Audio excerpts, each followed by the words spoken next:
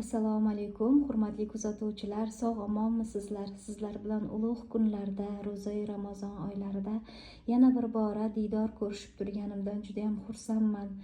Hammalaringizni tutayotgan ro'zalaringizni Allohim dargohida qabul qilsin. Bugun sizlarga qisqaroq qilib videorolik tayyorlayman. Strelitsa gulim bor. Bugun mana shu gulimni tuvagini almashtiraman. Anchadan beri tuvagini almashtirmadim. Va bilishimcha buni tomirlari ancha qisilib qolgan. Tuprog'i hech qanaqa yomon emas, tuprog'i yaxshi holatda. Lekin o'sishi ham juda ham yaxshi, jadal ravishda o'sib boryapti. Mana yangidan yangi barglar chiqarib ketyapti. Bu yoqda yana o'sish tochkasi yaxshi chiqib kelyapti. Faqatgina tuvagi torlik qilishni boshlaganini sezganim uchun bugun bu gulimizni tuvagini almashtirib olaman. Hozir qanaqa tuvak tanlaganimni ham ko'rsataman. Bugun videoroligimni qisqaroq qilaman, chunki farzandlarimga qarashga odam yo'q. Akalari o'qishda, bolalar esa o'zimga qoldi. Hozir uxlatib qo'ydim ikkalasini ham. Uyg'onib qolmasdan tez videorolik olishim kerak. Mana shunaqa tuvak tanladim. Ko'rinishi juda ham farq qiladi, kattagina.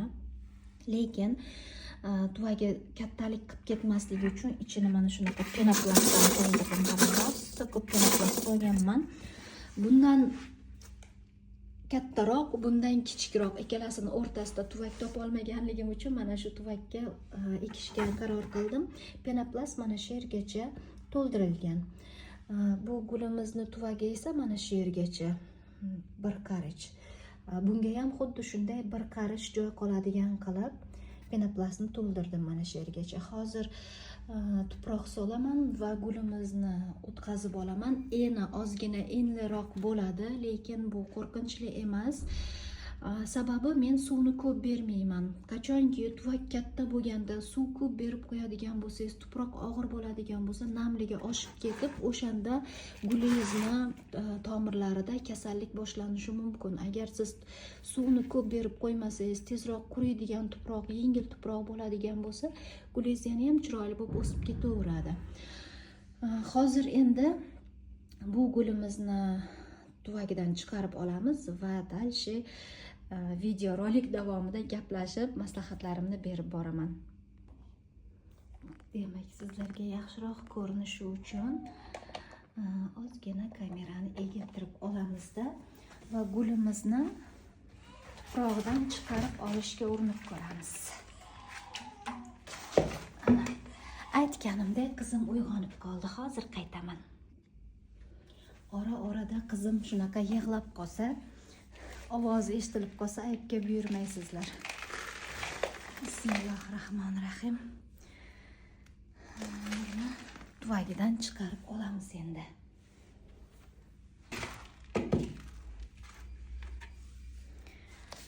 Hozir yaqinroqdan ko'rsatishga harakat qilaman. Mana tomirlari. Ichida tagiga keramzitlar qo'yganman, toshlar qo'yganman. Bu toshlarni ham qoplab olibdi. Mana shu toshchalarni sekin-sekinlik bilan tushirib olamiz.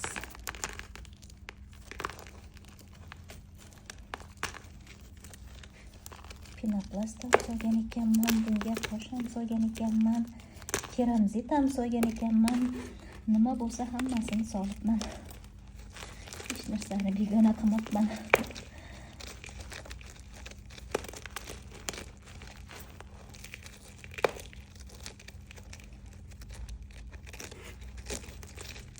Hamma penoplastlarni tushirib olib, yana ko'rsataman sizlarga. Tagidan chiqqan toshlar mana shuncha bo'ldi. Ichida tomirlari bo'shadi. Endi bu tomirlarni salgina joyidan qimirlatib qo'yamiz. Ko'p bezovta qilmayman. Ozgina bunday qilib tomirlarni uchlarini ochib qo'yaman. Yangi tuproqqa yo'l topib ketishi uchun oson bo'ladi bularga. Shunday qilib qo'ysangiz, mana shu preslanib turgan holatida o'tkazib qo'ysak, yangi tuproqqa yo'l topa olmasdan salgina qiynalishi mumkin.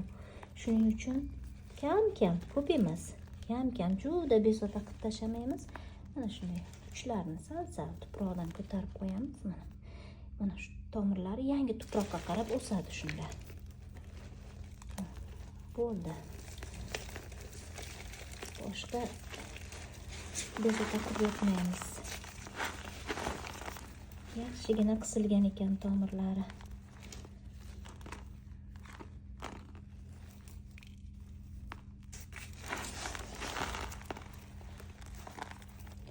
Stolda emas, yerda video rolik olyapman, chunki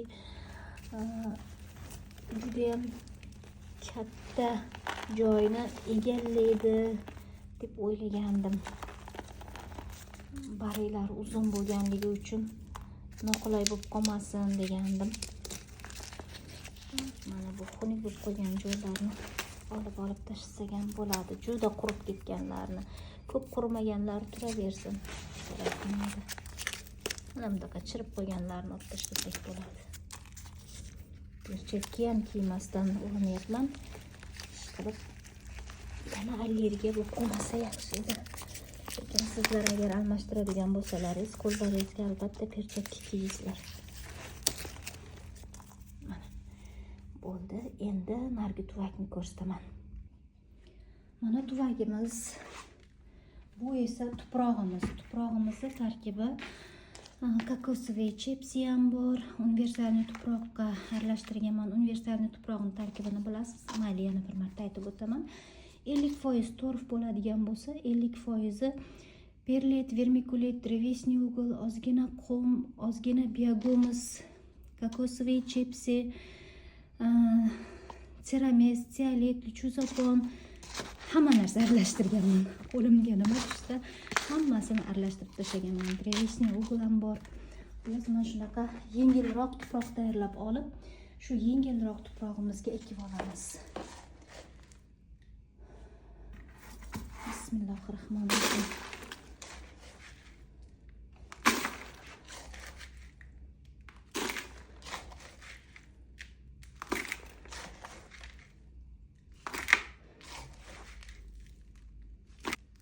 Shuncha tuproq soldik.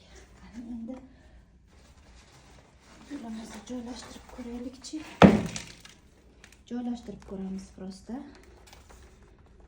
Yo'q, hali yana tagiga tuproq solishimiz kerak ekan. Juda chuqur bo'lib ketar ekan bo'lmasa. Men unaqa ko'p chuqur qilib ekish niyatim yo'q. Mana shuncharoq bo'lib ekilsin deyapman. Shuni qo'yib turaylik.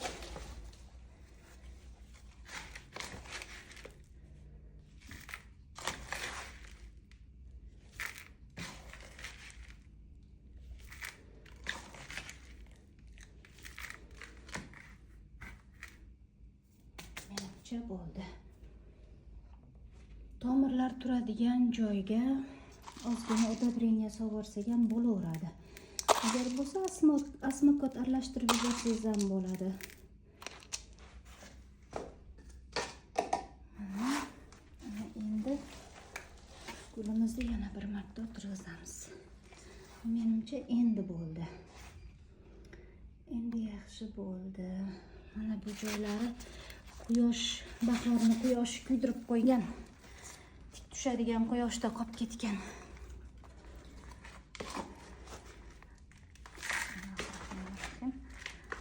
Mana endi ekib olamiz.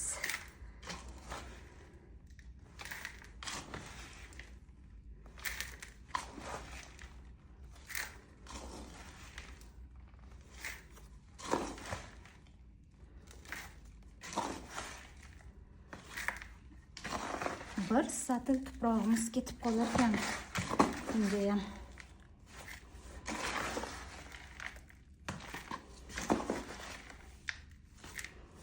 shuncha penoplast solganim bilan ham shuncha tuproq ketdi. Qo'yi.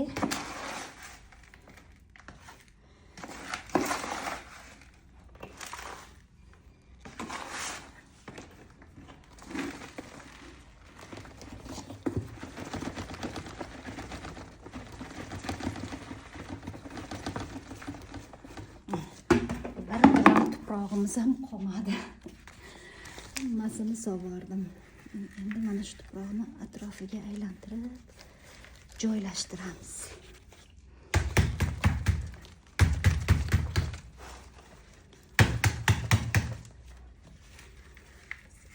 Tuproqlarni urib joylashtiramiz va kam-kamdan bosib qo'yamiz atrofini. Mana o'rtoqlar, bo'ldi. Endi bu gulimizni to'ydirib suv bersak bo'ladi. Men chanqab turganimni. Mana o'rtoqlar, gulimizni ekib oldik. Endi bu gulimizni vannaga olib kirib, yaxshilab ham cho'miltirib olamiz, ham sug'orib olamiz. Men spetsialniy tagi qurishini kutib turgandim. Yaxshi quriganda boshqa tuproqqa o'tkazganingizdan keyin birdaniga suv bersangiz, o'sha tuproqqa moslashishi yaxshi bo'ladi. Ham epen yoki sirkonda sprey qilib qo'ysam, yana ham stressga tushmasdan yangi tuvayiga, yangi tuprog'iga moslash jarayoni tezlashadi. Yana bitta ma'lumot, agar sizni uyingizda strelitsiya gulingiz bo'lsa, mana bunday barglari yirtilib qolishini xohlamasangiz, iloji boricha hech kim tegmaydigan joyga qo'ying. Meni gulim yo'lda turib qolgan. Kim o'tsa tegib o'tib ketadi. Ozgina bo'lsa ham tegib o'tadi. O'sha tegib o'tgani evaziga barglarda mana shunaqa yirtilishlar bor. Bu strelitsiya guli o'zi ozgina qo'lingiz tekkandan yirtilib ketishga moyilligi kuchli bo'ladi va bunga bilib turib yo'lga qo'yib qo'ysangiz, menga o'xshab, yana ham ko'proq gulingizni jarohat olishiga sababchi bo'lib qolgan bo'lasiz. Joyim yo'qligi uchun o'sha joyga qo'yganman. Mana o'zi aslida mana bunaqa yangi barglari shunaqa chiroyli bo'lib chiqadi. Tegilmagan, odam umuman zarar bermagan barglari chiroyli bo'lib turibdi. Lekin odam tegib o'tgan joylari shunaqa yarador. Mana o'rtoqlar, bugungi qisqagina videoroligimni tayyorlab bo'ldim, ko'rsatib bo'ldim. Endi buni vannaga olib kirib cho'miltiraman. Shu bilan yana joyiga o'tadi. Iloji boricha chekkaroqqa qo'yishga harakat qilaman. Sizlar ham tik tushadigan quyoshga qo'ymangizlar. Mana bunaqa ashoklar bo'lishi mumkin. Tik tushadigan quyoshda, yengil quyosh tushib o'tib ketadigan joy bo'lsa bo'ldi. Strelitsiya guli tagi qurishiga qarab suv ichadi, barglarga lekin o'ta yuqori namlikni xohlaydi. Agar yuqori namlik yaratib bersangiz, barglari buralmasdan tekis ochilib o'sadi. Men bu bargini buralganini sababi chanqab turibdi gulim. Ham yuqori namlik yaratmaganman. 1-2 kundan beri ozgina tashvishlarimiz bo'lib, o'zim bilan o'zim bo'lib qoldim. Shuning uchun gullarimga e'tibor bera olmay qoldim. Lekin bu xatoyimni sizlar takrorlamasliklaringiz uchun tushuntirib o'tyapman. Yuqori namlik yaratib bering strelitsiya gulga. Mana o'rtoqlar, shu bilan shu yerda xayrlashsak ham bo'ladi. Kanalimda mehmon bo'lsangiz, obuna bo'lishni unutmang, videolarimizga like bosing va keyingi videoroliklar orqali ko'rishguncha salomat bo'ling.